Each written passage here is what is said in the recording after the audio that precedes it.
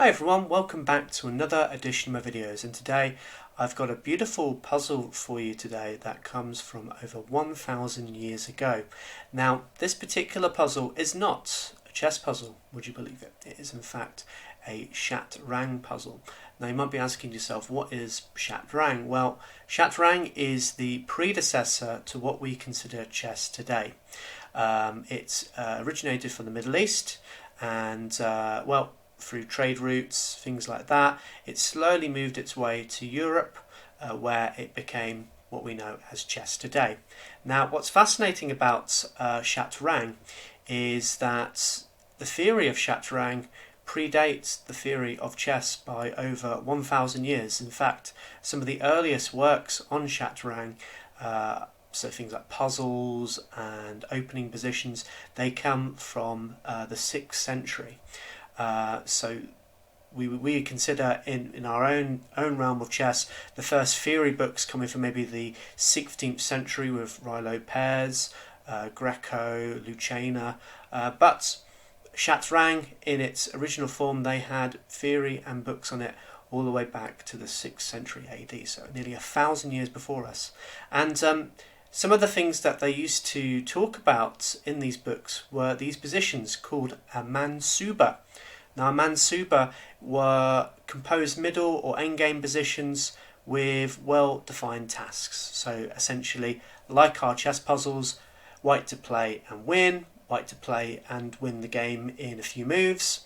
And they were often used to talk about stories and legends.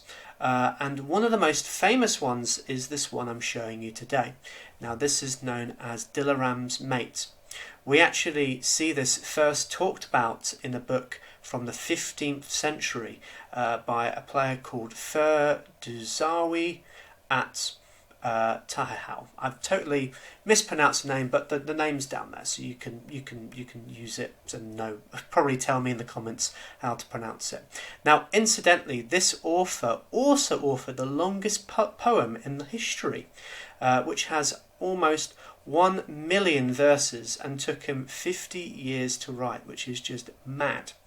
Why anyone would devote that much time to a poem and even get anyone to actually read the poem is beyond me, but certainly, if you find something you love in life, you should devote your whole time and effort to that. Now, this particular puzzle, this particular position and puzzle and story originates from the 10th century, but it appears in this book. Now, the story is this. So there was a chess-addicted prince called Mawardi. Now, he had wagered and lost his entire fortune in an intense chess session.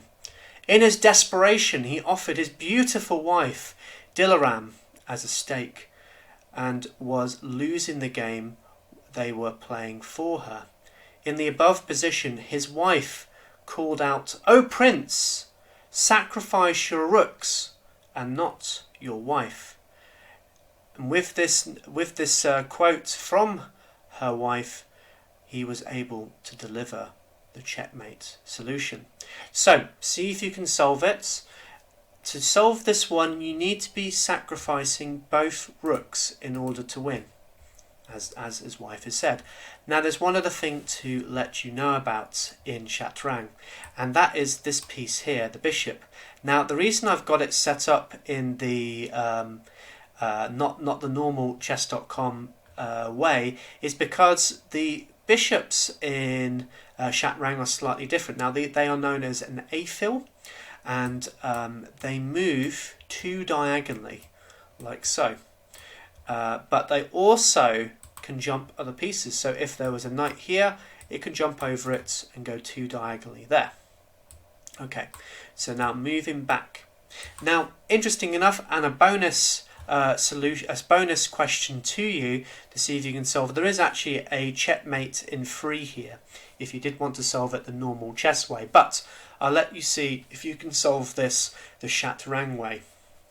So white to move and win. Okay, the solution to this is quite beautiful. So firstly, his husband took the advice of his wife and sacrificed his first rook on h8. The king captured back. It's the only move. He has to capture this rook to avoid being in check. Now his a-fool came to f5 with check. The king moved to g8. It is the only move. Bear in mind these pawns control all of these squares. Now the rook, came to h8. The husband had listened to the advice of his wife and sacrificed his second rook. But is this advice any good? Well, after the king captured, he played g7 with check. And notice now this a-fool is controlling this h7 square, so the king had to go to g8. And in this position, white was able to win with the beautiful finish, knight to h6. Very beautiful, a very stunning mate. So I hope you enjoyed the story to this. Hope you enjoyed this beautiful puzzle. If you liked this video and if you liked this particular puzzle, make sure you subscribe to the channel. Comment below if you're able to solve it as well. And if you want to see more of these puzzles, hit the notification bell, as I'll be able to make some more very soon. Take care, bye bye.